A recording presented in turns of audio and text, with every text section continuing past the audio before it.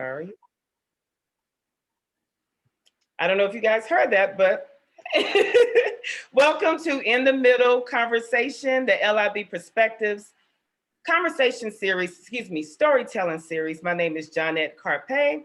I am a Socialite production founder, and these are the wonderful, beautiful, and handsome panelists that have agreed to be brave and join in on this conversation.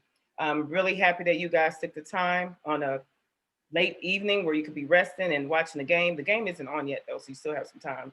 But anyway, thank you for joining us. This is going to be a great conversation. The mission of a Socialite production is connecting the world through faith, culture, and entertainment. And as we go through the discussions this evening, we are going to walk through those buckets as it relates to the particular topic. But before I go into the topic, we're going to pause for a moment. I always have to start my conversations off with prayer. And so if you'll just bow your heads with me for a moment, we'll go in prayer and then we'll get started. Heavenly Father, we just thank you for this day. We thank you for this time. We thank you for this platform that you have allowed me to start as a vision through you, a platform where change will come for the world, starting with our own world to spread throughout the world, God. And I just pray for this conversation this evening. I pray for each and every panel member. I pray for each and every person that is watching, that we will not so much hear the individual, but we will hear and see you and what it is that you want us to do as individuals and as a collective group. So God, we just thank you. We praise you. In Jesus' name, I pray. Amen. All righty. So again, for anyone else who has joined, welcome, welcome, welcome. We are excited. I am excited because this is something that I've been wanting to do for a while. And it's like I am welcoming you guys into my living room as we often have these types of conversations. And the challenge, the issue with society is we have these conversations in our circles. Then we get into other circles and we sugarcoat or we're silent, or we'll lash out and may offend, not realizing the person did not mean any harm. There's just no conversation to know that there's an issue or there's a need or a concern or whatever have you. And so through a Socialite production, this is one of the many ways that we will go about connecting to, for change and just for perspective building. We're not here as experts. We are here to share our story. You may or may not even agree, and that's okay, but we're here to share our story. And that is another challenge with society, is because if you don't agree, then, it's kind of like you just totally disregard what's being said. But my ask is that you listen to understand and not necessarily to respond and have a comeback. I want to thank in advance my sister, Tamala Bullard, who is on the other end, who will be monitoring the comments. So if you do have a question, please feel free to put it in the comments, or if you see her, she should announce herself. But if you see her and you don't want to put it out, publicly, you can send her a DM and she will record that. She will come in on the last 30 to 20 minutes for the Q&A segment. And so before I introduce the panel, I kind of just want to give just like a really quick overview, because I do not want to make this about me, but I do want to kind of paint the picture as to why we are here and what I am doing through the Socialite production brand. Like I said, the mission is connecting the world through faith, culture, and entertainment. And so pretty much a Socialite production is an extension of me. What I always do, who I am, what I've always done is create a platform for people. Now this is an official platform. And so the first highlight, I guess I'll say, of the platform is my culture. And it's kind of introducing the company and me, and the purpose of Bridging the Gap. I'm starting with my culture because the month of July is our independence celebration. And so I thought it was a good way to kind of build up the anticipation to the holiday on the 26th. And so I'm going to be bringing different conversations every Thursday and just throughout and sporadically, and even having maybe a pop-up event or something. Just follow my page just for information, because the purpose is not only just for fun, but it's opportunities to connect. opportunities to build relationships. Um, One way of doing that that I've always loved and noticed that a big difference comes in is when you storytell, when you talk. Pretty much it's just talking. But I like the word storytell because it's like it's an authentic conversation, right? And you're able to really hear, you relax, you're not polished. Like I have all these notes here. I'm trying to follow it, but I'm like, when I'm talking in my circles, I'm not reading notes, right? And so I just want this to feel comfortable to serve its purpose. The in the middle conversation, the reason why I'm starting with this conversation is because I'm a first generation American, for those who may not know. I'm a Liberian American. My parents came to the States in the 70s, had us here. We grew up in America, but what's unique is we grew up in the African culture in America. So whenever I tell individuals that, I'm African and I'm repping Africa, when I say individuals, people outside of the culture, it's kind of like oh, you're American like us. Yeah, but kind of no. I'm kind of in the middle. I represent both sides, but because I grew up in a African household and within the African community, I can't help but to more so identify with the African side. But what's interesting is I identify with the American side. Being in the middle is like I'm a bridge because I see where there's opportunities for more connection. I see where there's disconnects for mindsets and perspectives. I see why maybe one side may be offended by something the other side said and vice versa. If you just come together and talk, not saying you will agree with anyone's approach or mindset or perspective, but you'll begin to understand the differences in the culture and why certain groups act the way they do. This conversation is starting with my culture, but it is transferable to any culture, whether it's faith, whether it's race, whether it's politics, business. It's the same concept and same method of having a conversation and listening. And so I'm going to stop there because I can go on and on and grab a whole bunch of notes. But I'm going to go into our panel discussion. But, the goal here is not to solve anything today, but it's to start a conversation. But in addition to starting a conversation, there's action to follow and more to come for that. But we're not just here just to talk. We're here for action, whether individually or collectively. And so, panel, y'all ready? We can't hear y'all. I'm sorry. Yeah. First of all, let me just say, don't they look good? Like, y'all just look good. Thank you. And for the brave gentlemen that joined us, thank you guys. So we're going to go ahead and get into the conversation. So the first about like maybe 20 or 30 minutes, we're going to go through introductions.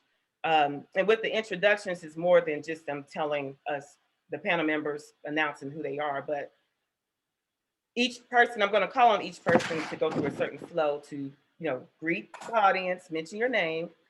And instead of, a lot of times when you ask, okay, who are you? The first thing people say is, oh, well, I work so-and-so, so that's fine. I love your jobs. I love your occupations. That's great. It's good to know for networking purposes, but we want to know who you are first and then what you do. So I'm just calling that out. That's the order in which they are going to respond. And then they're going to speak about how they fit in the middle. Half of us on this line are first generation Americans. Others were born in Liberia, but they came to the States when they were young. So they were raised in the American culture, but in the African culture. So they're kind of like in the middle, first generation-ish. So that's why I said for them to mention how they fit in the middle. And then the last question is to tell us something interesting about being in the middle of both cultures. And so we're going to go ahead and start. I'm going to go in order as I see you guys on the screen. We're going to start with Miss Riley. Hello, my name is Frankie Riley, and I am a first generation Liberian American. My story is that I was actually originally born in Queens, New York. But because my parents were new to the States and they were still trying to get acclimated to the culture in this new country, my mom decided that it was best that I go live with my grandmother for a few years until they just kind of figured out how to thrive in this new country. So after they left New York, they came to Charlotte. They got better established. They sent for me, and I've been here ever since. So while I was born in Charlotte, I was raised here, and I, lived in this community most of my life. So that's kind of my short story of how I fit. As far as who I am, that's like a big question. And as I kind of started thinking through that, I realized that I get the most fulfillment from assisting, serving, and helping others. Um, that's where I feel the most fulfilled, and that's where I feel that where I thrive and who I am. So if there's, I would say, I guess one of my characteristics is I'm a need meter. So if there's a need and I can help you out with that need, I'm putting my full self into it. And that touches all parts of my life, from my faith to my personal life with my family and my friends, and definitely in my professional life as a personal trainer. And lastly, something interesting about being in the middle, being raised in the middle. I think I'm going to keep that general because I feel like we're going to delve more into that as we speak on this and get more specific, but just the whole thing of navigating between the two cultures and what that looks like. So what's acceptable in this culture and it's not. Should you use this in that culture? Should you not? I think everybody on this panel have very interesting stories about growing up trying to figure out what is right in what culture, what is wrong in another culture, and how to merge the two. So what's interesting is me growing up in this culture, trying to figure out and navigate and straddle both of those lines. So that's me in a little nutshell. And yeah, I look forward to continuing this conversation. Yes, thank you so much. Thank you so much, Frankie. Next, we're going to go to Miss Marlena. Good evening, everyone. My name is Marlena Carpe. I am the oldest daughter of three from Martin Carpe and Angeline Carpe. My father originally came to the States in the 70s on a student visa for engineering. My mother and I was born in Liberia, so my mother and I were still in Liberia until my father sent for us. When he did send for us, we have been here in Charlotte ever since. And so I came when I was 1. I came in 78. So many may think that I am not, Liberian because of how, my age and when I came, but I disagree. Raised in a household with both Liberians, and I was raised as a Liberian child through food, culture, the discipline, the structure, all of those things were my upbringing through my parents. And as far as me being in the middle, as a Liberian or Liberian American, I was able to, I would say, I was able to get most Americans, like my friends, to understand the Liberian culture. They didn't understand, what Liberian was or what our culture was about.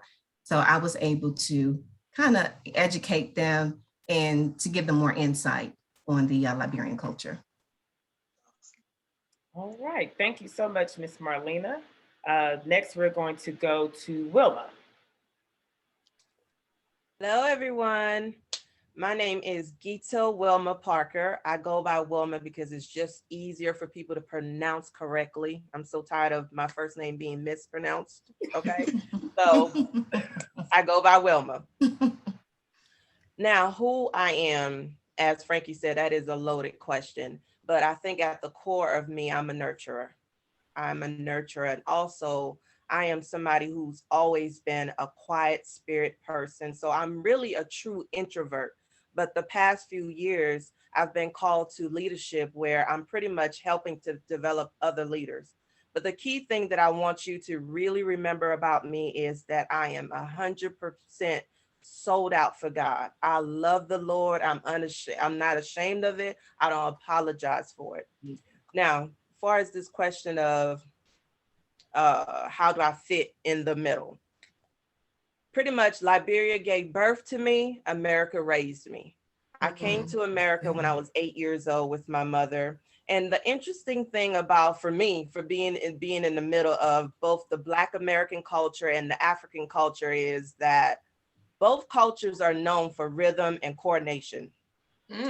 So first of all, as soon as they see me, they know I'm Black, okay. And then when they find out that I'm from the motherland, oh girl, I know you can dance. I know you can.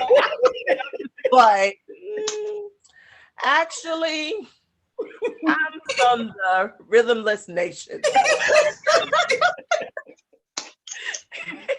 And they're laughing because they know me. But anyways, if it's anything above a little simple 2 steps and a little bop and chair dancing, I can't do it. I can't do it.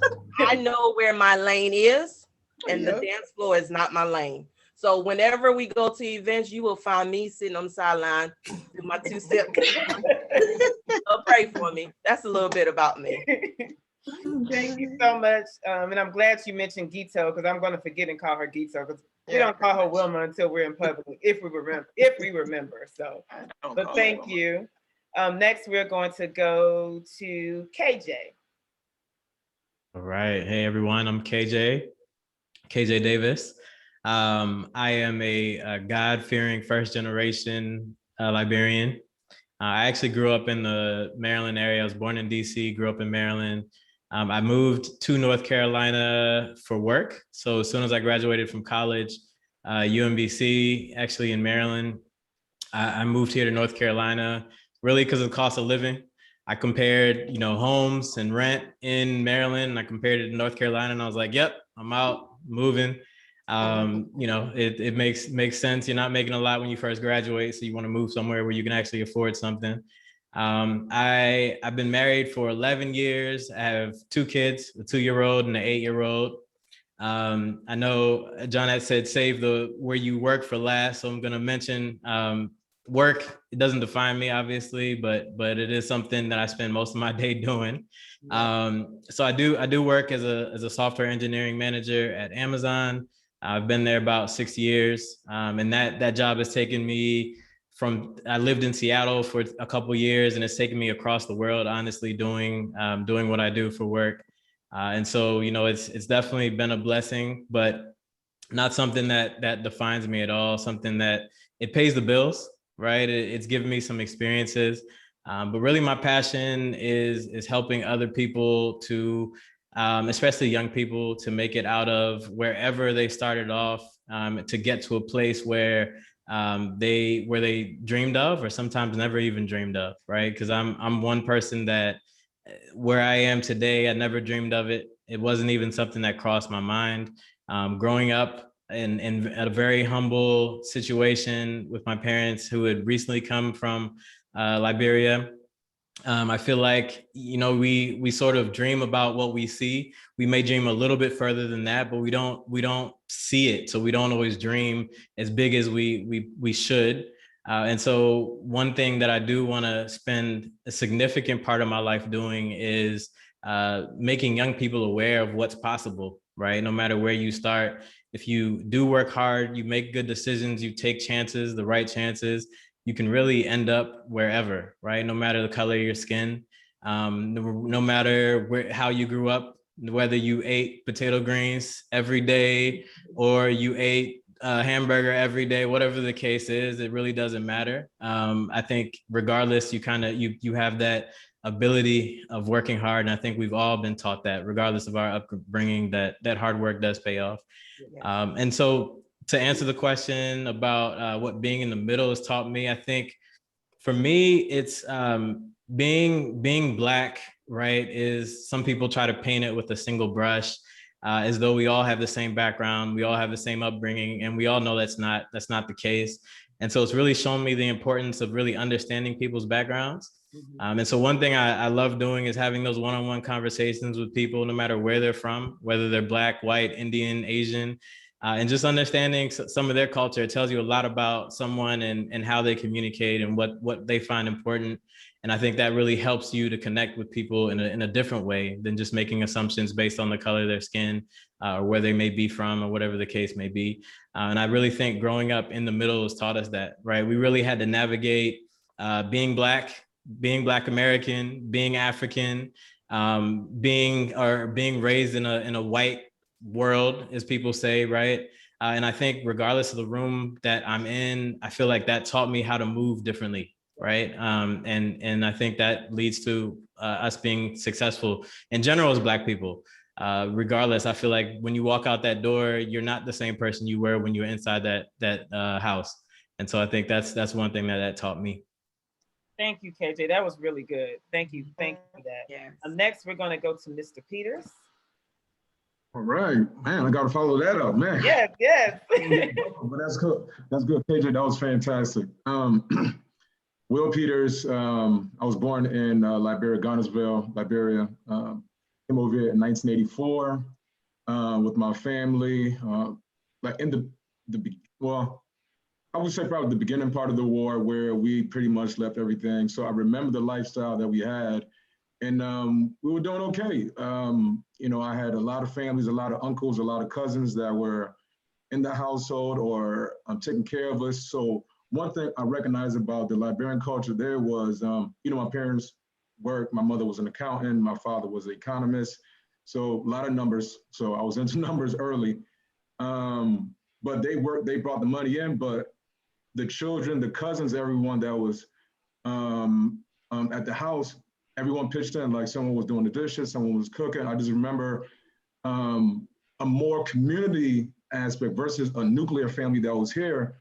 Over there was more of a community family where it wasn't just my parents that was disciplining me. It was everybody was disciplining me. Yeah. You know, I can't walk down the street without getting it from somebody, right? So I got that, but when we had to start all over again and basically move into the hood in Connecticut, you know, growing up with rats and roaches now we had to start from scratch where we coming from a single family house where we had everything. So I was upset about all this, about everything that was happening. I didn't take it well. So I had a bit of anger coming over here because I thought that we were going, you know, I thought that we're going back in, you know, 6 months, you know, but 6 months turned into 30 plus years. I said, wait, I've been tricked. I've been hoodwinked, right? So during that process of me not really looking to be here, so I'm going to school and you start dealing with, I called it like Black American racism, where it was, you know, they put the stigma on Africanism, right? If you're from Africa, oh, you know, you guys were lions and tigers, you know, do you guys have any food? You guys starving? Because everything I saw on TV here, when I got here, they just showed like, you know, Ethiopia, the starving kids, the flies, you know, so I'm getting this. So I got into a lot of fights, right? You know, because I'm defending, no, we don't live like that. That's not how this goes, right? So, you know, cafeteria turned into a situation, recess turned into a situation because I had no other Africans here, it was just us. So, you know, me and my sister, so my sister is 3 years younger than me. And, you know, anyone bothering her, I'm coming in. You know, anyone bothering me, I'm coming in, right? So it was, I felt like I had to, you know, I had to protect my family from this racist environment of, you know, putting a stigma on being Liberian, putting a stigma on being Africa. But at the same time, once I saw that we weren't going to go back, now I had to figure out, okay, how do I fit in this community? So most of the community were Jamaicans, you know, like Puerto Ricans, Black Americans, obviously, you know, whites, Polish. So it was a dynamic mix, but no Liberians and pretty much no Africans. So within that dynamic, but we went to Catholic school. And I know I'm being a little bit winded right now, long-winded, but it's been a journey. Yeah, definitely. It's a journey going through this thing. Definitely. What I realized was through my spiritual grounding and just, you know, my mother, you know, consistently keeping me grounded in church, in education, and my health and well-being. She was a comfort. You know, my father was a little bit harder on me because during the process of trying to fit in, yeah, you know, I made some poor decisions, and coming up in the environment that I came up in, you know, it was survival. Just getting home from school, you know, you're going past a lot of different situations just to make it home from school, right?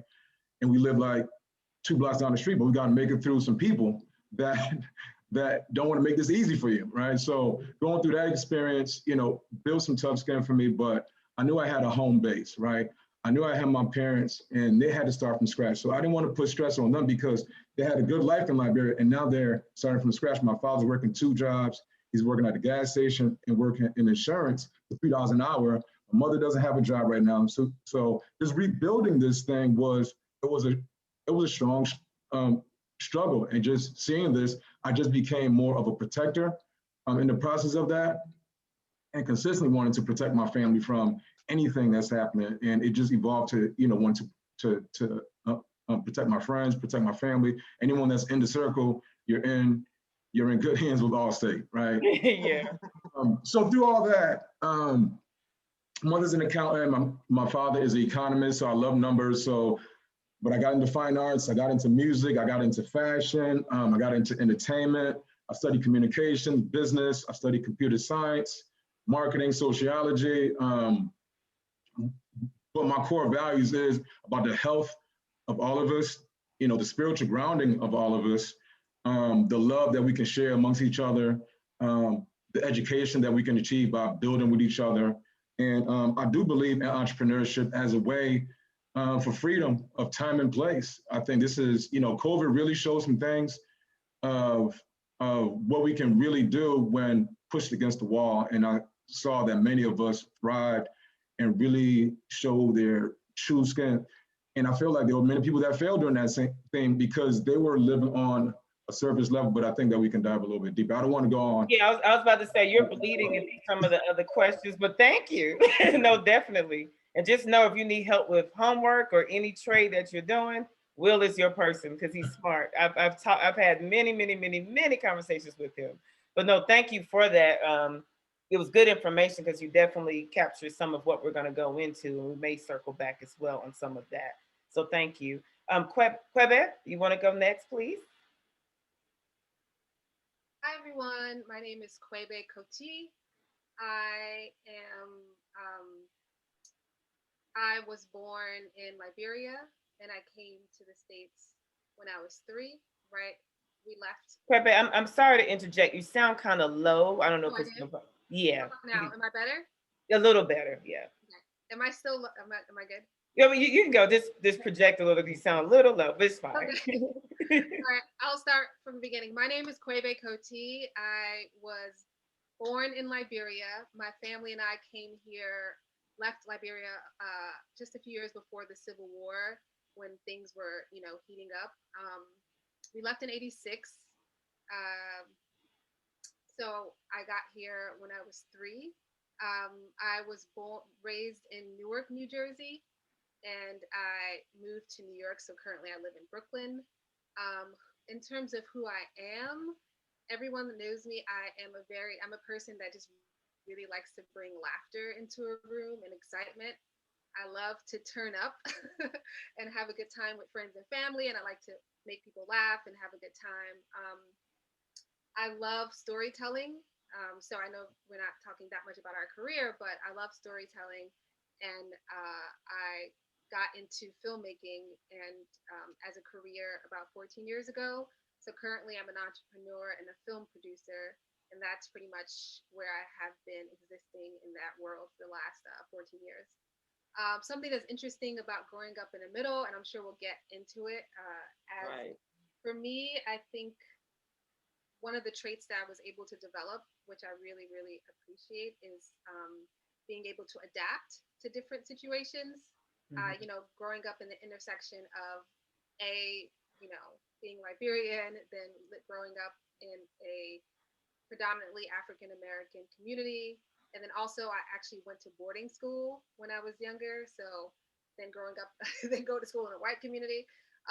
So just developing those skills of really like trying to figure out how to fit in, in all those different places. I could relate to Will about how people sometimes make fun of, the famous like African booty scratcher thing, and just the smell of our food and things like that. But I think as a first generation, I actually like the Black community. I just remember growing up that a lot of my friends love to come over to eat, because my mom cooks really well. So I remember after basketball practice, like all of my friends would come to our apartment and we would like, they would never know what they were eating. Some of them would just call, some of them would just be like, Quaver got that hot shit. It's so good. So they would just come over and we would eat like cassava leaf. And so I remember that, and that was really good. I think I went over all the questions, right? Yeah. That's it. So that's funny in reference. Out of my 10 minutes? Yeah, you surpassed it. I definitely want to make sure we have time to go through the questions and content. We have 3 more to go through, and then we'll get to more of the questions. But I like how you guys are kind of taking different approaches because you're painting the picture, and that's why we have a diverse group here. So thank you for your overview. Next, we're going to go to Tanya or Tanya. Tanya. Hello, everyone. My name is Tanya Carpe, and I was born and raised here in Charlotte, but I am Liberian. I'm the last of 3 girls, and both of my parents are Liberian. So I'd like to say that I'm American by birth, African by blood, 100% Liberian. Who am I? I am, to sum it up, I am purpose. And each day that I wake up and I fulfill purpose for that day is a step closer to the bigger purpose of why I was sent here on earth. But I now know that I've been chosen to be here and to occupy this space on earth for a reason. And that has built my confidence. So that looks like a bunch of different things on any given day, but regardless of what I'm doing, as long as it's purposeful and it's what I should be doing, then I'm right where I need to be. Something interesting about being in the middle, everybody has already said it, but just adapting to different situations, kind of the blunders of thinking like, oh yeah, I can do the same things at home that I do at school. And, just some of the funny stories that come along with that I'm sure that we'll get into. So that's it. I'm laughing thinking about one classic one, but thank you. Next, we're going to go to Miss Francesca. Hi everyone, Francesca. First, let me say thank you, Janet, for putting this together. This is an exciting conversation to have in a needed space. I feel like we all need it, so I appreciate that. For those who don't know me, it's Francesca Jorkey. I am a Liberian. I was born in Monrovia, Liberia, specifically. I came here when I was about, 9 or 10. I was in the 5th grade. So depending on the time you come to this country in Liberia, I was 8, I would say 9 or 10. Come from a pretty big family. To echo Will, you said Ghannasville. My grandmother's house was actually in Ghannasville, and that's the house I grew up in. So when I heard that, I was like, oh, Ghannasville. So I remember having family around, a bunch of people in the house. Basically, I didn't want for anything, had people to take care of me, so forth. So I know exactly what you're talking about. So I was able to, you brought back some memories, so thank you. Very family oriented. I come from a pretty big family. You all should know I have a host of sisters, brothers, cousins, aunties by blood, and some not by blood, right? Just culturally. So if anything about family, I don't know Liberian that it's not big on family actually, and community. So that is my prime as far as me. My focus is just being with family and how I can support my family, how I can support my friends, how can I support my community. And when I say community, those who are closest to me. Interesting thing about being in the middle, I would say growing up, being in the middle, coming here for the first time, culture shock, right? You, especially knowing what I know, I remember Liberia quite vividly. So coming here, seeing the differences in the culture shock, and then what I remember most is the language, even growing up. I remember the first time I was with my friends, American friends, and my aunt, she calls me all the time from Liberia, all the time. So not thinking about it, she called, I picked the phone up, and immediately, if I'm talking to somebody in Liberia and they got an accent, they got, or Liberian English, you would say, immediately go into it, not thinking about it, doesn't matter where I am, who I'm around, immediately go into that. And my friends around me, I could tell the room stopped for a second, and they turned, what did you say? And I said, you don't know where I'm from, right? So, and I had to realize that they had not heard me speak that way before. So I was like, listen, I have an accent. We didn't know you. Yes, I have an accent. When I'm talking to my family, I do. So now, if you've been around me, now it's just regular. Now it's in my vocabulary. They're both in there. right? Yeah. If I'm talking to, I kind of go back and forth in the same conversation. Hey girl, you crazy. You know why? I'm finna with you. I say the same thing you said. So if you know me, you've been around me, they used to it now.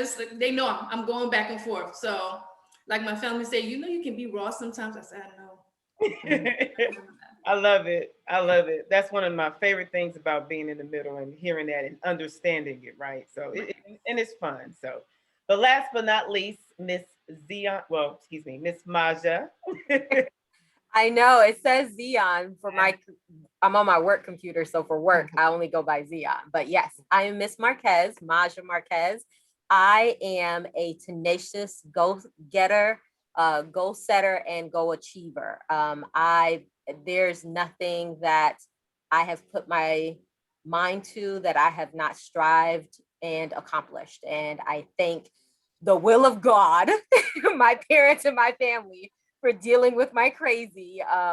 And I am one of those people who, when people say you do too much, I'm like, no, you just don't know. I have so much more I want to do.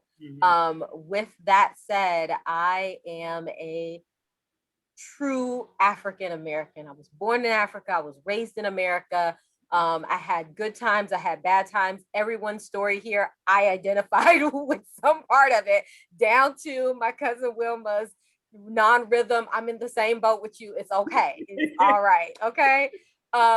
What at this stage of my life, so goal setting, one of the goals was to get married and have a family. So at this stage of my life as a wife and a mother, being in the middle for me is balancing how do I incorporate my culture and my husband's culture into our children, and to make sure that they understand that you are American because you were born here, but you are also Liberian and you are Puerto Rican, and to make sure that they do not lose their identity, but they also accept that they are Liberian, or I like to call it Liberican, a Liberian Puerto Rican.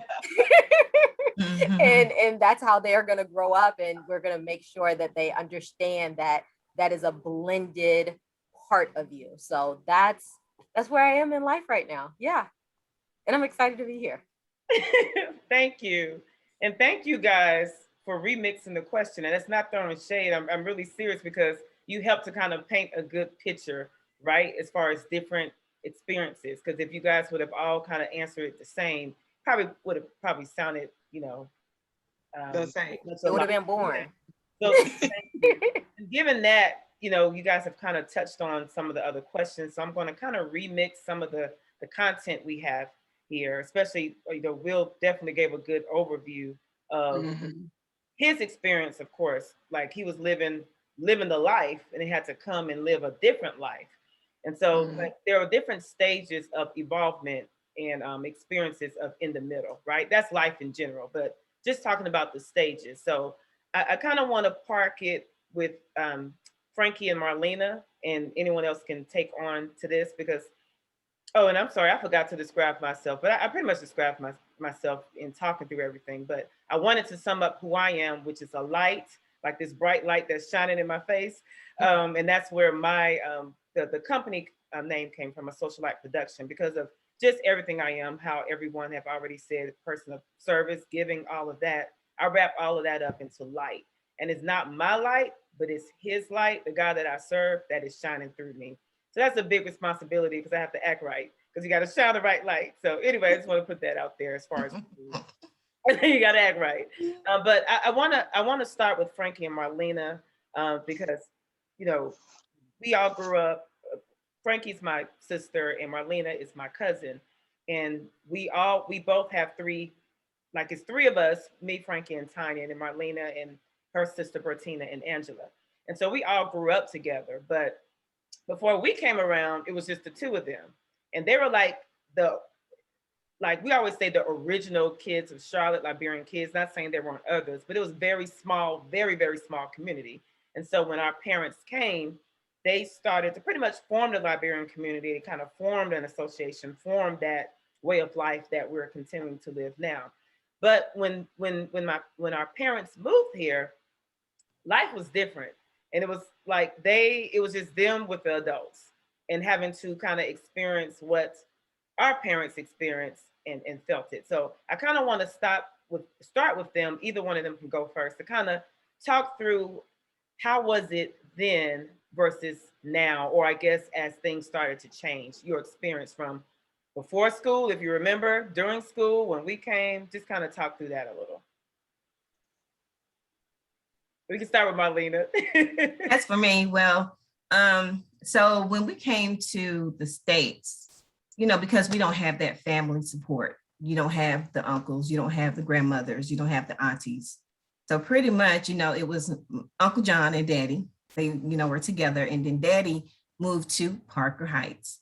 So with Liberians, like Will said, you come to the States and you have to move to the hood, the ghetto.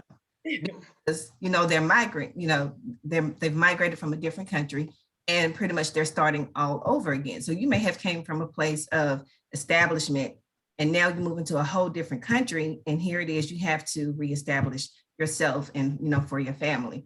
So my dad, his initial thing when he came to the States was just primarily to get his engineering degree.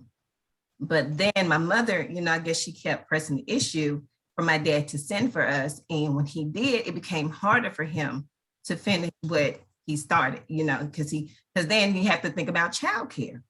You know, my mother wasn't comfortable and having people to watch me.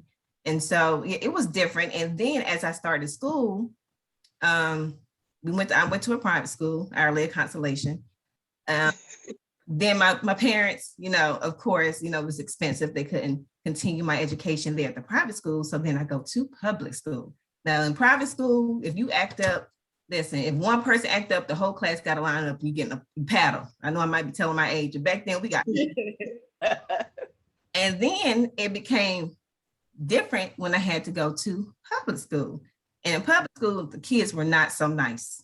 And like Will said, you have to defend yourself. And my thing was, I was always called, oh, you African booty scratcher. Famous saying, you know, that was the famous thing to say all the way up until I got to middle school. I remember a girls telling me that my mother was black as tar and she wore leaves around her waist, that type of thing. I thought it was very ignorant of her. So what I did, we had an international day at school, and I told my mom, I said, Mom, please come in your best gown, wrap your hair, and come to school. She came to my school, she presented, and everybody was like, that is your mom? I'm like, yeah, because my mother is lighter than I am. So I think it was a lot of misconception. They all think that you're supposed to be dark, black, like Liberians or Africans, we come from in all different shades and colors. I think it was just ignorance on their part, you know, or them not wanting to accept that, you know, Liberians or Africans, like it's different, you know, and I don't know, it's just a misconception, but yeah, so it was different. Given what you're saying about the misconception, because it's key, right? Because if we don't have access to certain communities, there is a misconception, right? And so you kind of painted the story at the beginning where, you know, you can use that as an excuse, right? Because it wasn't as much of a presence of Africans and other cultures, and so all the Americans had to rely on was what they saw on TV, which is Right. what we thought that. Just like my mom used to always say when she thought about America, she literally thought there was gold on certain parts of the streets and whatnot. When she went to New York, she was kind of like, wait, what? What's going on here? This place is dirty. Right. So you painted that picture of the misconception, and we say ignorance, people get offended, but ignorance is, you know, we can be ignorant, and that's why we're having this, well, we're going to have more conversations, but we're starting from our side. And so, Frankie, what I want you to do is kind of paint the picture of how it is now. You know, of course, that's how it was then. We know that, you know, we were picked on, which, you know, that's what kind of brings confusion, because we are American, but then we're African. So we're just like y'all, but then we weren't accepted. You know, it was just a lot of that back and forth. So kind of just paint that picture within and outside of the community, just how life was. How life was back then? Well, now, but kind of how it is now compared to how it was then, like kind of just the progression. If you want to touch on then a little, that's fine, but it's kind of the progression of mindset. Well, for me, like Marlena said, that, when we got here, we were in kind of a bubble around the few Liberians that was here. So again, like she said, I didn't really know there was a huge difference, or I was really different until I went to school. And again, you touched on also that I guess access was not, prevalent at that time. So there was ignorance towards Africans and Liberians. Now there's still ignorance surrounding Africans and what all that looks like, but there's a lot more access, and there's obviously a larger community. So you have access to go to different things and different functions, and break down some of those stereotypes that we had to deal with when we were growing up. So we did have to, like Nuka and I, especially here, if I'm just speaking of Charlotte, we did have to go through, and you both too, but we did have to go through a lot of stereotypes and a lot of not so nice behavior towards us, and until people started realizing how rich and beautiful and diverse and wonderful that the continent of Africa was, and everything that we have to offer. And I do want to touch on one thing real quick. I know we're not going back, but it's so interesting that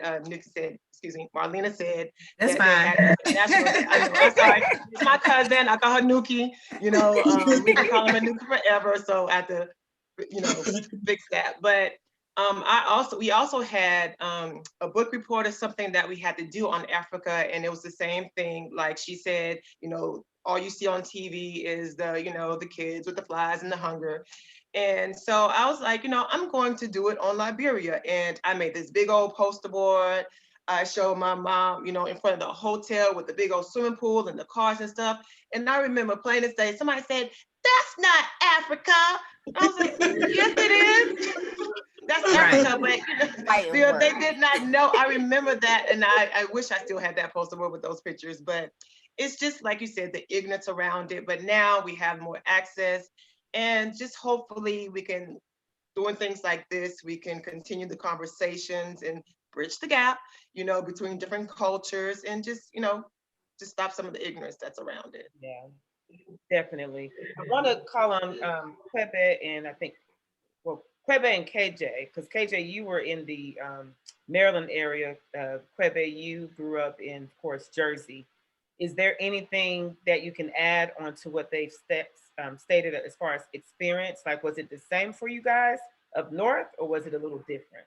Because one thing, when I talk about my culture, people who are not of the culture just assume that it's something just with me or my family or with Charlotte or with a certain demographic versus kind of being the same challenge everywhere. It just looks different, right? So I just want to kind of hear what your experience was, if it's any different or unique to from what they said.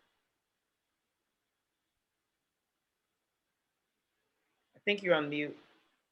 Hear me? Yeah. Yeah. Yeah. Okay. The more as we were leading up to this conversation, I was just thinking a lot more about my experience. But I feel like since I was so young, when we got here, I integrated pretty quickly.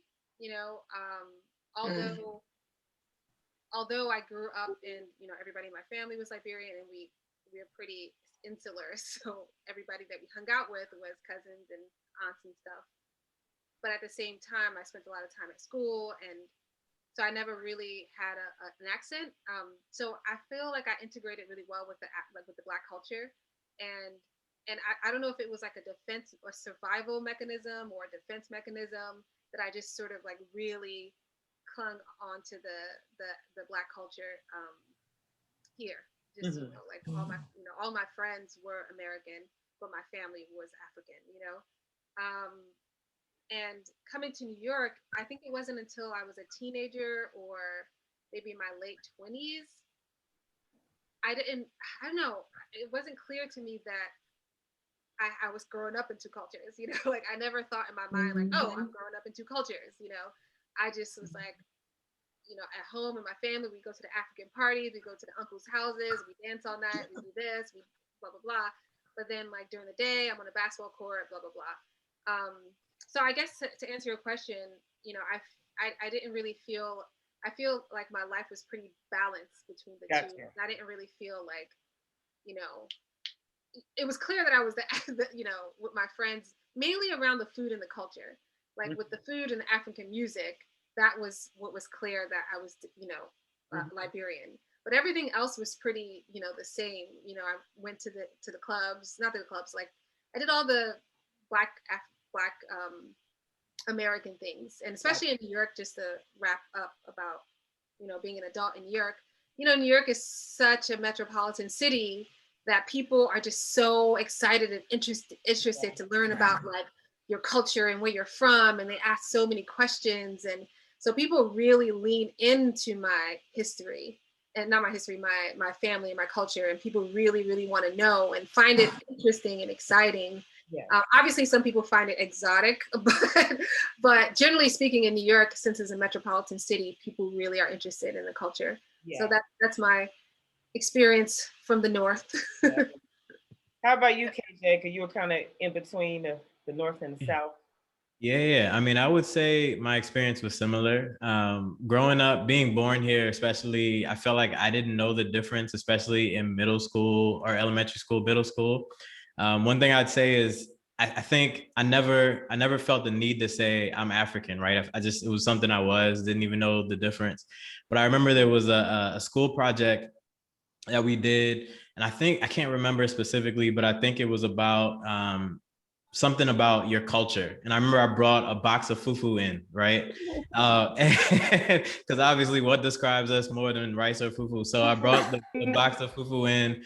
And I remember it might've been curiosity, right? But there was my friends were looking at me like, you're African? And like, but it almost felt a little judgmental to me at the time. And I remember I've never been called an African booty scratcher, but I feel like that was the closest thing, because it came across as judgment, right? And I think at that point, I kind of shied away from presenting my African culture to school, because it just felt like they're like, oh, you had lions, tigers, like all this like weird stuff. And so I think at that young age, I did shy away from it a bit.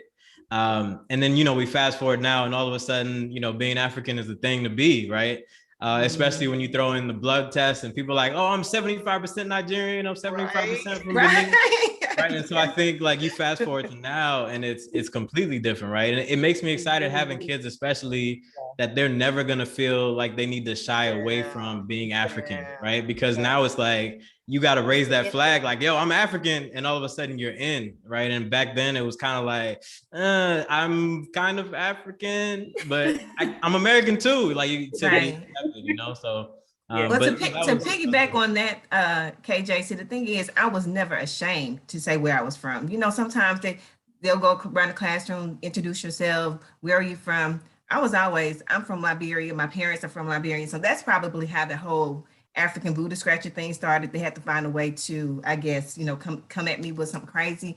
But I was always out front. I was proud to say I'm from somewhere else. I'm different from you guys. Like if something were to happen, I know I can go somewhere. Where do you have to go? You know, that's how I was. But see, the difference too for me is I was actually ashamed. I tried to hide it, and I actually used to feel sorry for my cousins that come and have the accent, because at least I can kind of blend in until my mama came to the school, or, you know, I'm in the school with, you know, the neighborhood kids that already know that, you know, all the African people coming to your house for a party and all that stuff. So that might be my biggest regret, you know, in that is just hiding who I am, hiding the culture that I was raised in. So that's one of my biggest regrets, growing up as one of the first. I always think about, just real quick, I always think about the fact that like I could have educated so many more people. Yeah. No, actually, it's not about lions and tigers. In fact, like here's some, Right. middle grain. Right. It'll change your life type of stuff. It'll change your life. Yeah. And I was just want to touch. I was Go ahead. And Maja and Francesca, since everyone kind of gave their perspective and gave a little different piece, I want to hear what y'all's thoughts are on your experience. I was just going to say, I don't know that I was ever ashamed, but then I became very intentional because when I was younger, when we were in Sandhurst, I was terrorized by the neighborhood kids for being African. And I don't think I understood it then, but then as I started going out in school, because I didn't really know that there was a difference until kids pointed it out. So I wasn't necessarily ashamed, but then I became intentional. And I was like, okay, well, since people can't really handle this part of my life, I'm just going to keep it to myself and I'm going to enjoy it and just kind of flex depending on what room I'm in. So even as I introduced myself, I know that some of my friends or people that know me at work were like, why are you pronouncing your last name like that? It's Carpe. But it just all depends on what room I'm in, because to Gito's point, you don't always have time to try to explain or, go through the motions. So sometimes it's easier to just be intentional, not ashamed, but intentional. And then I also wanted to say that this is not an overgeneralization. So it's not that all Americans or all Black Americans or everybody was mean and picked on us. That's not the case. That's a big part of our story. But then there's also another part where there were a lot of just key people who helped our parents, who helped us. My best friend, shout out to Markia, hey boo.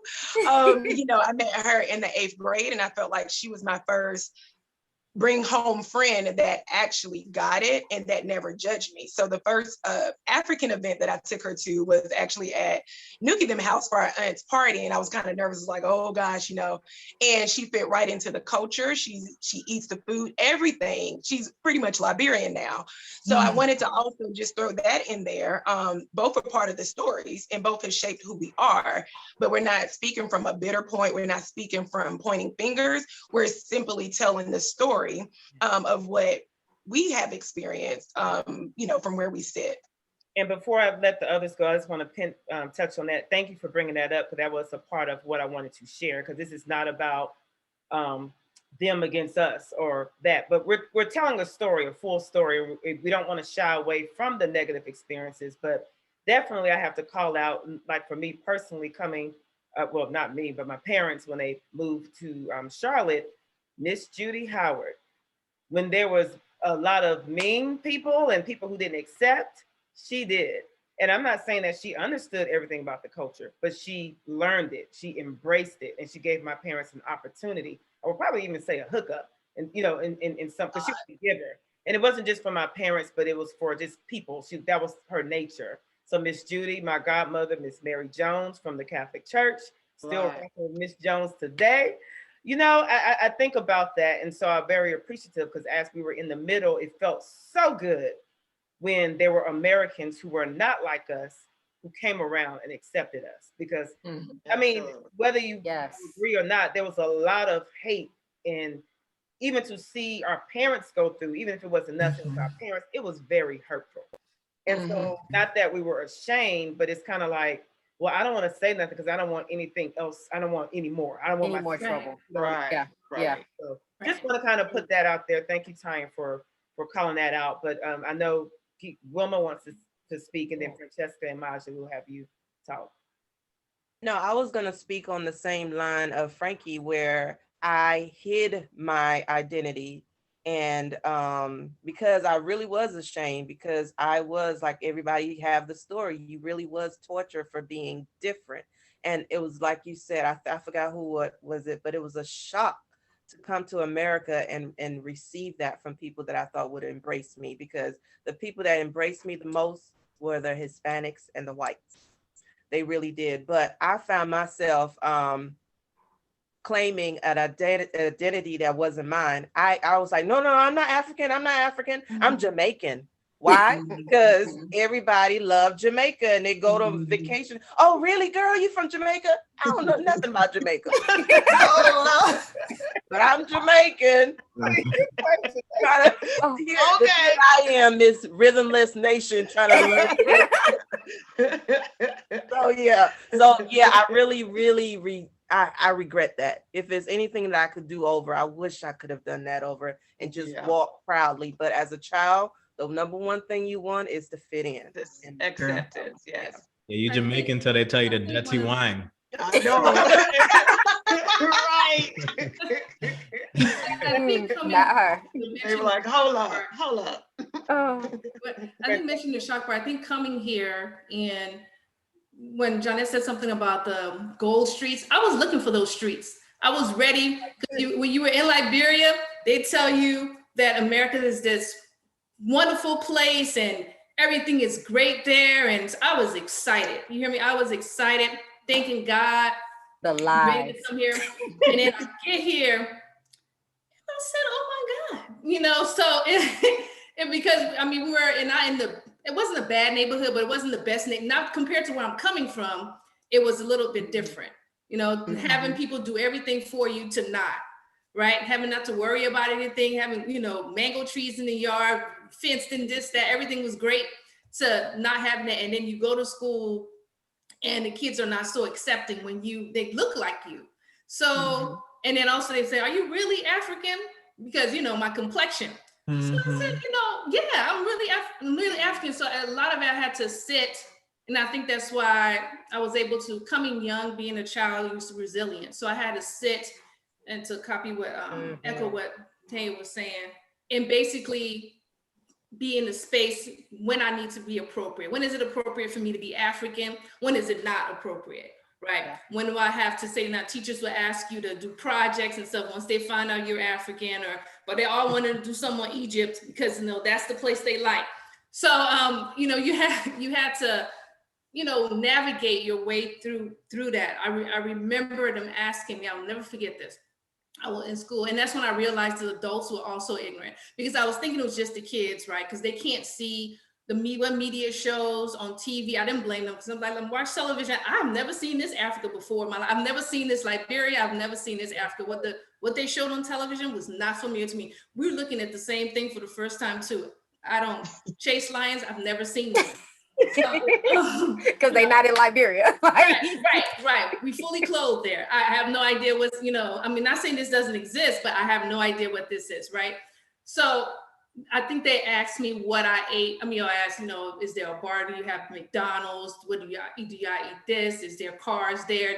Are y'all chasing, lions and stuff, whatever. It's almost as if nobody lives in the middle of the zoo, But I remember, my teacher or the kids asked us what we ate for breakfast. And I paused for a second because I know what they ate, what we eat at school for breakfast, eggs, this and that. And I know what I ate at home, not home here, but home in Liberia, because they would ask me specifically what I ate for breakfast. And I was just thinking, how can I describe fried fish with edible? And I paused, there was a pause for a second because I needed to say, because that's what our cousins or whomever was cooking that day in the morning. My plate was already made when I got up. So, and it was good. And then because of that pause, my teacher interjected and she was like, they probably didn't eat breakfast. And I said, well, man, that's when I realized, it's not just the kids. So everybody I was just waiting, and I just said something, made up something like, oh, we eat the same, we eat eggs to bread and this, whatever we ate from, so they can understand that. Think back on those moments where I had an opportunity. I was going to say the right thing, but I just wasn't sure how to describe it to where it don't seem like I'm eating, I don't know, collards or gravy, something, but they don't understand. It took me a second as I think back on that, adults, everybody needed some education, basically. Yeah. Go ahead. Go ahead. Well, I was just going to say real quick to touch what KJ said, in which I wish we would have taken more of the opportunity to stand our ground despite whatever negativity is going to come, because those were moments of education, whether they were being mean or just generally thinking that what they were saying was right, that was an opportunity for correction. Like what the way I live now, well, actually, I think going into high school, I kind of just owned who I was, whether you liked it or not, right? And so, like on my timeline, all I see, referring to social media, I see a whole bunch of Africanness, and I see like I'm in the middle on my Facebook world, but I've come to realize that there are some people that I'm friends with that the only thing in reference to Africa they see is what I put out there.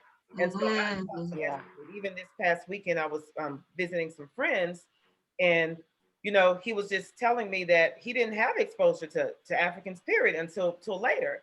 And so I guess the ignorance on my end, and I'll even say some of us, is we just assume that they should know or they have access. And so my point about being in the middle is you see the ignorance on both sides. But until we come together, if I never had a conversation with him, I would just assume that he knew, and so that therefore he should know better when he's saying X, Y, and Z. How would they know? And so I can stand confidently whether you get it or not. I'm a Liberian American, hate it or love it, but that wasn't the energy then because of just what we had. And plus, I was shy. And we were trying to figure it out. Like we were still growing, trying to figure out a lot of things ourselves. So I know I asked my parents a lot of ignorant questions, not to be ignorant, but I really didn't know. So I remember, even asking my dad why our accents were different.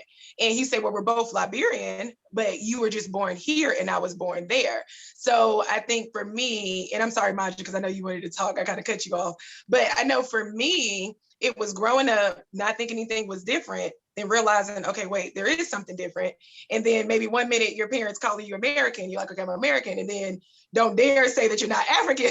So we're trying to figure out a whole lot and still just trying to survive and fit in, like Frankie was saying. And just grow up. And we're just growing up. Yes. Yeah. It's so already we know different. better now. Right.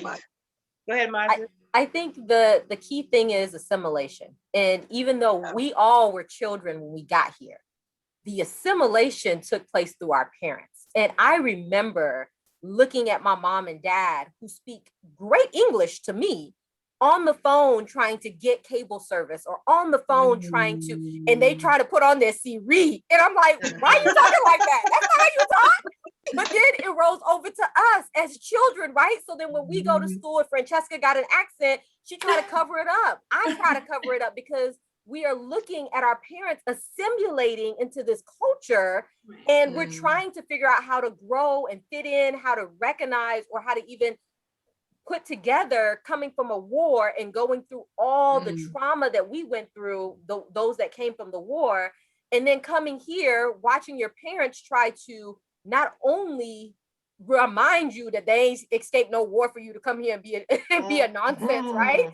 Like that's fun. But they also are trying to assimilate themselves. And I think one of the things that if we could go back, and we all talk about, regrets, I think if we look at our parents, one of their biggest regrets is not pushing more of the culture while they were trying to assimilate, right? It's like for me, I lived at, an address in Marietta. It's like when you hit that address, you Liberian all day long. But when you go to school, it's a little different. Or when my mom and dad go to work, it's a little different. So it was really, we as children being raised in America, we really had to fight a lot of the issues that now people embrace 24/7. And I think that it was a traumatic upbringing, because a lot of us lost so much, including our parents, and watching them struggle. And we try to struggle, and we can't make they struggle worse by bringing up anything, right? So from the fighting will to the covering up, we didn't know how to put ourselves in the bubble that we so wanted to belong. And I think it goes back to just trying to figure out how to assimilate into this culture. And I think if we were to ask our parents, and I know that there's a conversation coming up, tune in next week, y'all, another one coming up, my social life. But I think some of our parents will say, we wish we would have taught our children the language. We wish we would have taught our children to be more accepting of the culture by our actions, right?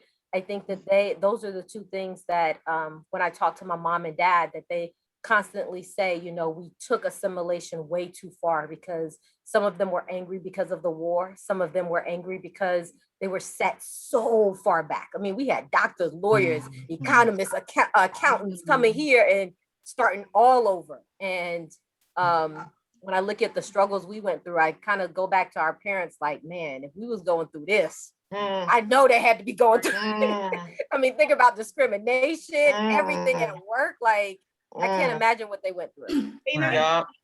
Well, go ahead, Quebe, and then I want to bring back, because I want to bridge the gap between the struggles of Black America, and then we're Black, but then the African side, but coming on this side and the comparison there. But Quebe, go ahead first, and then I'll go touch on that. Yeah, thank you. I just wanted to piggyback off of what Maja was talking about, and even I think KJ mentioned it, is I wasn't interested in learning about Liberian culture until I was in my late 20s, you know, not necessarily culture, I mean history, you know, the country. And another thing that Maja mentioned is like our parents didn't really talk about it. You know, I don't know if it was the trauma and the struggle and like trying to get through, like our parents, or at least specifically my parents, and it seems like collectively we could agree on this, they didn't really talk about stories about being on the beach or the schools or the Brumley or the boarding schools. And it's not until recently that I've been pulling stories. Like, it's been hard. Like, I've been pulling, like, it's like teeth. Like, what did you do this? What year was this? What year was that? What street was this? Where did grandpa live? Blah, blah, blah. And that's why I've been going back recently over the last 2 years, because that's the only way that it feels like I can understand where I'm from and the stories that they had. Like, their lives were so much bigger than the war. Yeah. You know? And that's I just what they focus on. Yeah. So I just wanted to say that. Yeah. That's interesting, because growing up, our parents talked a lot, but they didn't. They gave us pieces, and so even now, I just turned 40, and I'm still discovering new things, not necessarily about Liberia, but about them. But they like just spoon fed us pieces. And so I remember, like, even when the war was going on and, you know, they were assassinating Doe, President Doe, that was the president of Liberia, we were down there watching, but to your point, they didn't fully explain it. It was just like, just watch it, you know, but we're kind of like, okay, what's going on? Who is he? So it's like, we had to kind of just like do some additional homework, but they put it out there for us. One thing I do wish they would have done was to teach us more of the language and more about the tribe than just cooking the good, delicious food. That's good, but can we learn more details? Like I said, they talked about it, but like to really go deep into the history, that was kind of missing. Go ahead, Tanya. May I say something? So, and that is true. So there are a lot of details that we're now, as we're older, we're like, oh, but one thing that was also very, I won't say unique, but one of my favorite things about Charlotte was the Liberian community in Charlotte, because while those of us who were born here on this side, our parents and their friends in the community really did a good job of teaching us the culture. So now, while some things probably wasn't for us to know or learn, they not only introduced us to the culture, they made us love the culture, and we were excited about the culture. So regardless of what may have been happening, you know, when we went out to school or outside, we all were each other's first friends, because we were pretty much all we had. And that's something that I look back to my childhood, and I'm very thankful to the Liberian community. Specifically in Charlotte, I'm sure it's everywhere else, but they made space for us, and they made sure that we were a part of the culture, and they made it attractive. But Tanya, that came with an evolution, right? So that was when you and Jonette were here, when Frankie and and Marlena was here. That community. I was actually going to say that. I was actually going to tell that she was going to break down the stages of it. Oh yeah. That's right. So it comes like. Well, right. Go ahead. So there was a community. It just didn't look like it does now. Right. It looked different. So they were trying to figure it out. Right. Yeah, they were trying to figure out. So sorry. Go ahead. So no, it absolutely did not look like it was now, because first they were trying to figure it out. It wasn't as many. I mean, we had a population, but it wasn't as many. They were trying to figure it out, and you know, just trying to figure it out. So, but like I said, I like her. Go ahead. No, sorry, go ahead. No, I just absolutely love the way that Maja broke it down, and I was seeing if we were going to get that, because that was that was really good. It's almost 9 o'clock. Trying to. I know. It needs to be a part 2 and part 3 conversation. But one thing I want to so good. out, there's so much more I want to call out, and I'm going to touch back to Will, well, like Will and KJ. But anyway, let me park here first. So what's interesting is hearing the Quebec talk is she grew up with her American friends. We grew up, we had because I have childhood friends that we still rock together today, but what I could do with them was limited, right? We had to stay within the community, within the bubble. And so my friends, my first friends were my cousins, my sisters. And so when we went outside of it, then it was different. Yeah, I still thrived, but it was limited what we could do. Where it seems like, I don't know if that's just Quebec's experience or if that's her sisters and stuff as well, if they were able to thrive or if they even wanted to, right? But Quebec experienced more of the American culture as far as friends, so she adapted quicker, right? And so for Will and KJ, how was it for you two? You live in, Will, you lived in, what part up north you live? You're on mute. Was it Connect? Oh. Yeah, Connecticut. Connecticut, yeah. Oh, well, it was no Liberian. You said it wasn't a lot of Liberians up there. Yeah. Zero. Yeah. So I just came up with the Jamaican culture, the Caribbean culture, Spanish, and Black American culture. Yeah. Okay. Well, one thing I want to touch on, and we may go a little over 9 o'clock. So those who are viewing, sorry if you have to drop, please drop. I just don't. I want to keep things in the conversation. So some conversations that I've had in reference to being in the middle, right? When I speak about the struggle of the African coming here, and sometimes Americans may think that Africans don't like them, and I can say the same on the other side. But I see why that thought is on either side. Not saying that it's right, but just various experiences and encounters and mindsets. So when you speak about opportunity, when you come to this country and have to start out over, and then you're in an environment where you're seeing people are not taking advantage of the opportunity, Africans can be real hard on that, and Black Americans too. So I'm not saying that, I'm speaking from the lens of the African side of why they may seem like they're being aggressive. I remember, just in reference to education or working hard, when they come over here, they have to work so hard just to get a little piece of what they had before, depending on the situation. Some come and thrive, right? But it's still that challenge.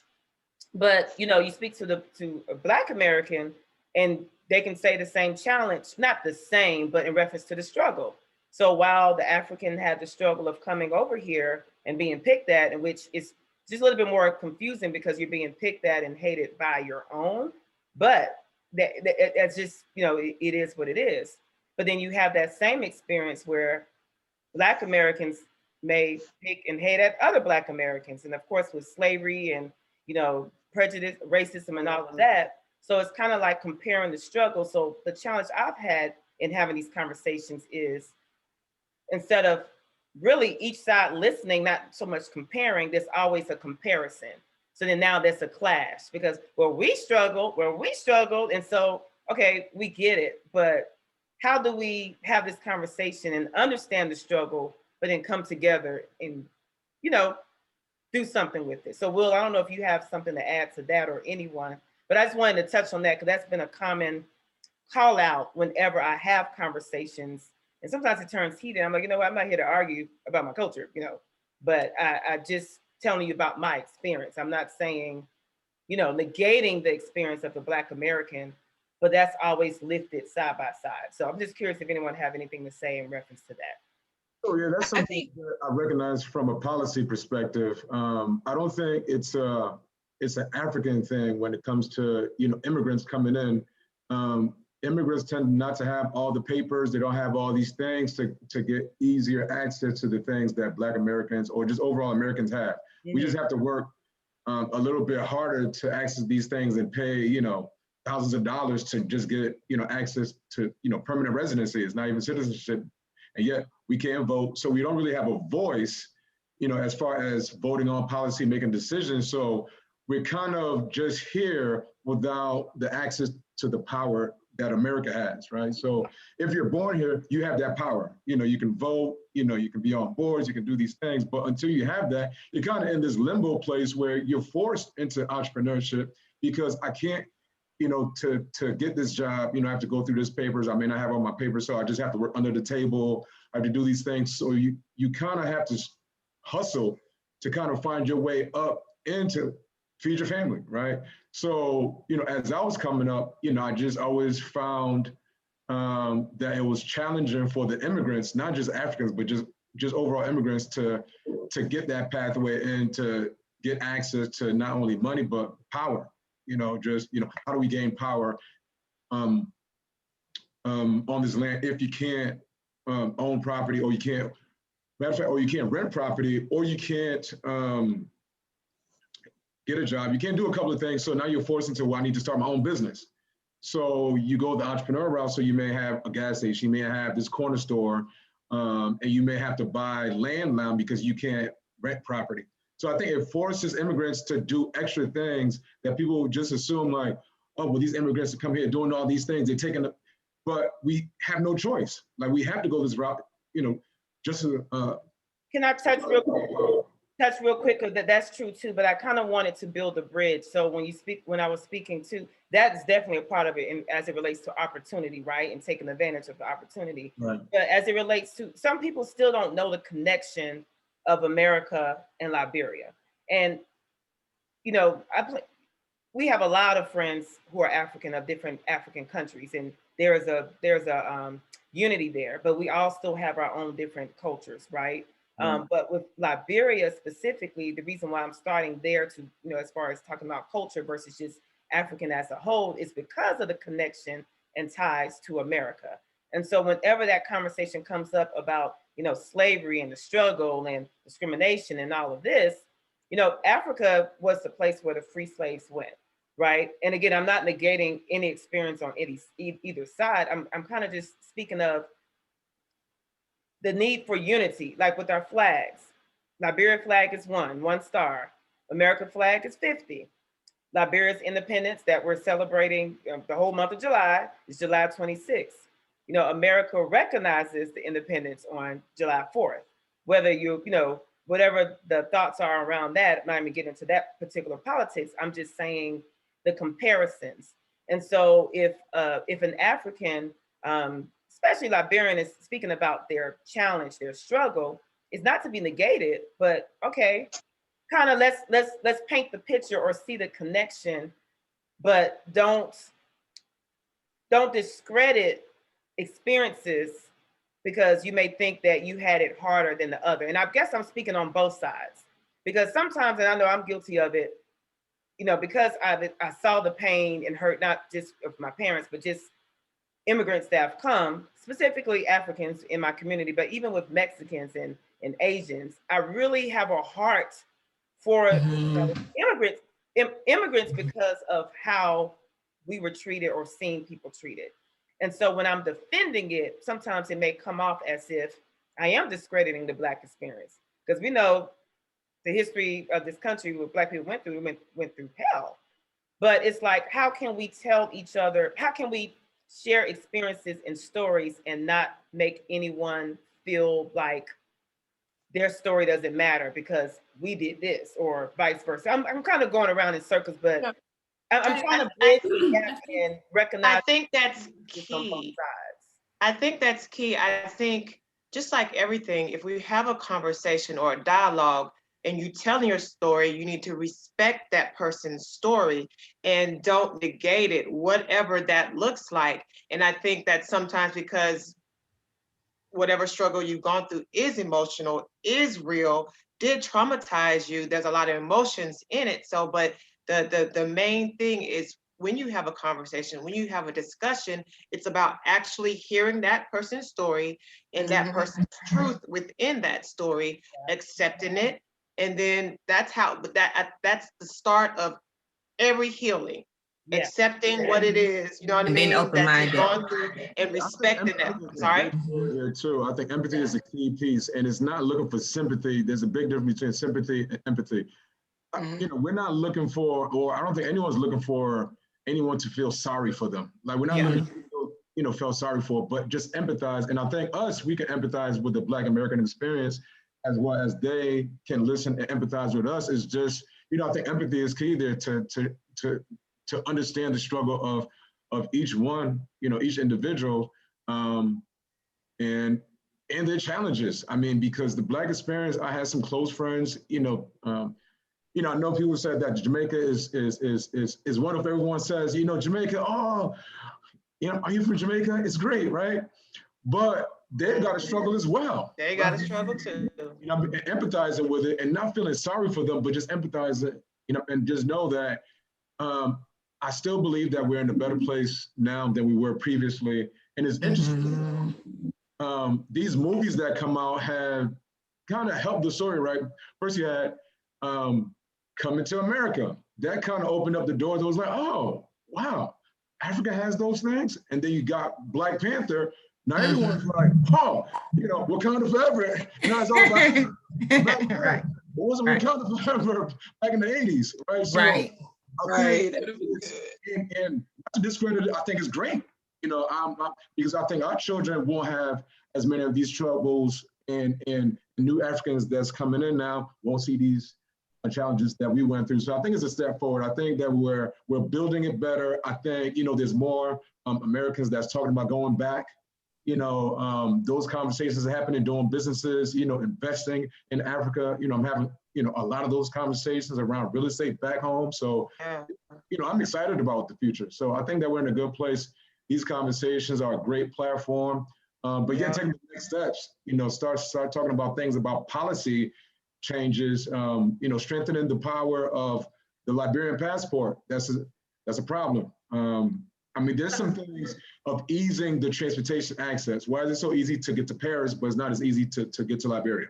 You know what I mean? So I think there's some things there, you know, where you can get to Paris for $300, but you got to spend $1,500, you know, to access Liberia. I think there's some things that we can, you know, work on from a policy perspective that can, you know, facilitate that. I think all those things are important that you mentioned. They're great. And also what Frankie was saying about bridging the gap, about understanding and respecting each other's story and respecting that we are, if you are interested in learning more about Liberia, right? If you're talking about Liberia, I was going to say Africa, but Liberia specifically, you want to learn the history, especially with African Americans specifically, to learn the history. Why is Liberia important, right? Well, how is Liberia connected to Liberia? If you go to America, if you go to Liberia, you hear Liberians used to call Liberia small America because we're so connected in our history with the presidents, past presidents. We used to go, there were used to be flights,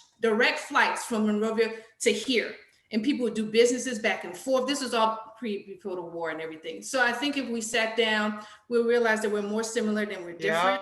I think if we sat down and we actually had a conversation, I think we sat down, now that we have social media, there's really no excuse right now that with the internet access, you can learn, you can see there's more than this captured in National Geographic, right? There's more captured than you may see in the movie here and there. So I think we're in a step in the right direction right now.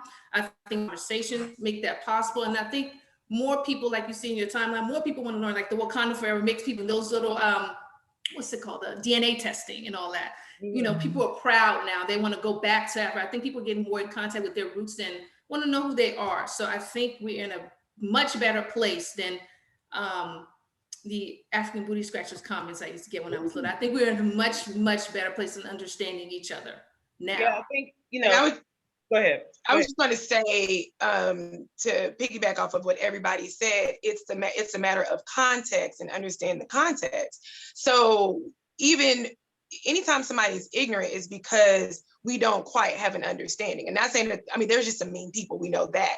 But when there's a lack of understanding as it relates to representation, then that's how ignorance festers. So even on, we didn't have time to go into it, but to Frankie's point, you know, Frankie's my sister. We grew up in the same household, but our experience is still different. So I'm like, oh yeah, this was great, X, Y, and Z. And she's like, but it hasn't always been that way. If I don't have a context for what her, her generation or her time was, and I don't have a context for what Maja went through, during the war. So this is just a small representation of first generation Liberian Americans, or Liberians who were born in Liberia. There's so many different stories. There are stories of people who didn't have to struggle. There are stories of people who were, who came and they worked and it was all good. So it's not an generalization, but when you're talking about bridging the gap, if we don't first have a context of what our story is, and then those around us in our community, and then have a context for everybody else, then bridging the gap can't occur. Mm-hmm. Lastly, as Janet said, this is leading up to July 26th. Even before this platform, a socialite production, the biggest bridge in the gap was the July 26th holiday that Janet, that you bring together Liberians as well as Americans, and we all celebrate together, but we use it as an opportunity to showcase the culture and display the culture. So the biggest step to bridging the gap is having a conversation, understanding context, and coming out to July 26th festivities in Charlotte. Can I say something right quick? Yeah. Just to answer your question, I think that we have to change the approach of the conversation. Yes. We can't come with our battle wounds and our sometimes sob stories. We have to come from a point of view of we're overcomers. How did you overcome? Absolutely. This is what my family had to overcome. I'm sure your family had to overcome certain things. Let's have a dialogue. Just changing the narrative of how you approach things, because everybody has a story. Yeah, and also, I think to touch on, I think it was Will's point, the conversation has changed because representation has changed. Yeah. Like, I'm an African, but after I watched Black Panther, I was just like, yo, like, I'm an African. Like, I was so proud because we've never had that before. Yeah, we've never had that platform where we can show that African are intelligent, that we are creative, that we're beautiful, that our land is beautiful. So it's like representation. This conversation is representation of Africa, of the fact that if you saw us walking down the street, you wouldn't know that we were Africans, we were Liberians. If we started speaking, like, you wouldn't know that I'm Liberian unless I said it, unless I introduced you to my family and my culture. Right. So I think representation is key, and in commercials and movies and everything. If it starts changing, then people will embrace everything. Yeah. So what's interesting is when I have this conversation, but I see so much parallel with other conversations that I need to have as it relates to race relations, as it relates to faith, as it relates to business, in every segment. Conversation. And that's it, it's, the tension is so high that it's hard to even find an approach to it. And so, like I said, I'm starting with my culture because this is who I am. And as a socialite production, I want to kind of paint the picture of why I created this platform. And it's so much more than just storytelling. I don't have time to go into everything that, the company is doing, but this is primary as it relates to social media. I want to bridge the gap. I want to have these conversations. So just like we're being honest, and and I know at some points it may have felt, people may have felt uncomfortable because we were kind of going in, but this is what we do when we get together. And we can't bridge the gap if we're not real with how we feel. Anyone who knows me know I'm authentic and I'm real. It may be a little inappropriate sometimes. I'm trying to polish that out, but I have to let you know how I feel. And then after I let you know how I feel, Okay, well, how do you feel? Okay, then how do we meet in the middle and either agree or agree to disagree?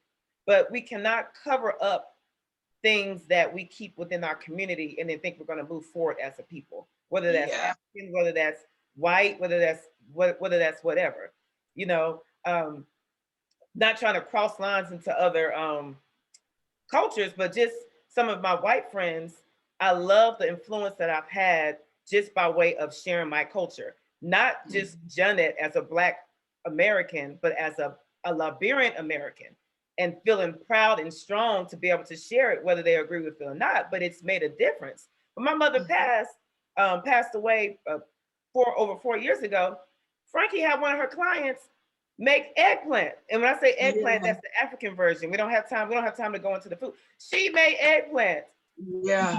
Whether it was right or not, she took the time to do that because she respected Frankie's culture. If Frankie had ever opened up her mouth where she works, because I think Frankie's one of the only, Black people where she works, but if she's never opened her mouth to share her experiences and who she is, despite if it's being, if it's understood, that would not have occurred. So that's my mission. That's my goal. And I really want for us to keep going and keep going and keep going. But and one thing, let's not forget music, the international music. Oh yeah, okay, we can alone. That also helps to bridge gaps. Now you have you're actually hearing African music on the radio. Amazing. You wouldn't have heard that back in the day. Maybe music, but not African music. No. Sorry, go ahead. I get hyped because I like music. So yeah, I was saying never. But if you're talking about, I'm sorry, I'm yelling. For the first time I heard, I think it was Abu, one of our friends down here in Charlotte. I think you go by DJ Unique. We heard his song, not his song, excuse me. He had a DJ mix and they played it on the world. I about pulled my car to the side and went crazy because African music, not reggae, not soca, but real authentic African music. And next week we're going to go more into that with another group of people in the topic. But she's right, and that's definitely helped bridge the gap. Whether universal language, to see the energy and the love for our music is it gives me a sense of pride. So I don't know about and if you're talking about, there are two songs that come to mind. So, there's a hip hop song, All I Do Is Win, Win, Win, Win, which is a hip hop song. And then there's an African song, All I Do Is Win, Win, Win, Win. It's the Jump Over It song. Or even, I know that we're about to close, but we're talking about just context for culture. One of the things that I was thinking about is, in American culture, what we might call twerking is just dance culture, like Liberian culture. So, when we're in American setting, it's like, oh, but African setting is like, oh yeah, keep going. And the last one that I really just thought about that was like an aha moment, if you're in an American setting and there's somebody that's sitting down in a chair and people are surrounding them, throwing money on their heads, that's usually not the best connotation. But if you're at a Liberian function or even an African function and somebody's in a chair and somebody's throwing money at their heads, they might be the bride, the graduate, the guest of honor. So, just the cultural context and understanding the difference between the two, and how somebody said, there are a lot of ways that we're alike, it just looks differently. Right. Yes. And if we can end on that, like if you have any call outs like that, because that was one of the questions as well. What are things that are similar and what are different? But I more so want to talk about what's similar now, right? And the music, when I say whether it's similar or whether that's a way to connect. I know like with music, I know with food. And so like, I don't know who mentioned it, but every year I have around July 26th, which is Liberian Independence, I have my own personal dinner. I would love to invite everybody and their mama, but if I'm, funding it, it's kind of hard to do that. But I was very intentional about that. And this is going on year 11 or 12. It first started with just me and my cousins and sisters. But then I was like, you know what? My friends would love to be a part of this. And every year they come and it's growing bigger and it's growing bigger and it's growing bigger. Where my aunt owns a Liberian restaurant, she closed down the shop and pretty much I flood the place with Americans, Africans, and not just Liberians, our Nigerian fam, Congolese. Oh. Shout out to our Congolese cousins. And, you know, just a mix of cultures, a mix of people, faith, pastors, ministers, because, you know, we live in our own separate worlds, but then we are a part of so many worlds. Why can't you be everything in one space? Why can't you be a woman of faith, African, American, entrepreneur, or whatever, all in one space? Why do we have to be different because we're in a different space? Diversity is key. Diversity is beautiful. It's not about who's better than the other. It's about bringing it together. So doing that, it's my aunt has gotten more business, received more business, because those American friends who weren't familiar, now they go there on their own, and now they're telling their American friends, and now, you know, partnerships with foundations and networks and hookups and whatever have you. It was just a space I created for diversity. And that's something else that I want to implore for all of you guys to do on the panel and those that are watching. Again, I want to keep saying, I'm starting with the Liberian culture because I'm continuing with my storytelling of who I am, but this hopefully will bleed out into other cultures and other conversations. So anyone else have anything to call out as it relates to similarities or whatever? Go ahead, Quebec. Hi. There's two things that I just wanted to make a comment on. One is, I think, you know, in the process, or what I felt when I went back to Liberia is, in the process of going back home, I hope that we don't come back with the colonial mindset, in the way that it feels like, you know, Liberian culture, in my limited experience, is so different here than it is in actual Liberia, right? So the two cultures are so different. And that was, for me, a culture shock to be like, oh, okay, so this is a Liberian culture. Even though I hung out with all Liberians, it's completely different when you're there. And then the second thing is, you know, knowing our history, I just hope that when, you know, our generation starts going back and building businesses and things like that, we don't come with a colonial mindset where we're going to go buy up all the land and not integrate the Liberians that are already there. Yeah. We just sort of like take it all over. So those are the two things that I've been really thinking a lot about. You know, how, when I go back, or when we all go back, how can we do it better, and how can we do it as co-collaborators, and not as like, oh, I grew up here and I know everything. Right. Show you how to do it back home. Good. So Right. that's been on my mind and my heart, and that I wanted to share. Absolutely. That's really Thank good. you guys so much. I need to cut, but you know, some have to drop off, and others watching, I'm sure they have other things to do as well. But thank you guys so much. Next Thursday is interesting because Will mentioned coming to America, and that is actually the theme for next Thursday. Whereas you're going to get the true, and I'm not negating that we're not African, but I mean like our parents, that mindset of those who probably more so live within the African culture versus on both sides. So not necessarily in the middle, but on their side. And they're just going to come and speak about their experiences. And I'm going to draft a conversation in a way to kind of touch on what we spoke about thus far, but go a little deeper than what you may not have necessarily heard if you have not sat down to truly have a one-on-one conversation with someone who's just of the African culture in this fullness. But so that's next Thursday, July the 8th, excuse me. Yeah, July the 8th, we're in July already, at 7:30 p.m. But again, action item for all of us and for this whole month is to be intentional. And so I'm starting again with my culture. I am going to be providing opportunities to connect, having maybe little pop-up events. Of course, inviting you guys to our July 26th Independence Celebration, in which is a 3-day weekend celebration. Please hit up Tanya Carpe, who is on the publicity team, if you have any questions. And there's events going on actually in Atlanta as well, if anyone's in Atlanta watching. But anyway, if you need to find me, you can email me at info@asociallightproduction.com. If you want to, contact anyone on this panel or have any questions that was not answered or anything, just contact or either one of us. We are on social media. But thank you guys for your time. Have a good night, and I hope you all will join us next week. Bye. Bye. Bye.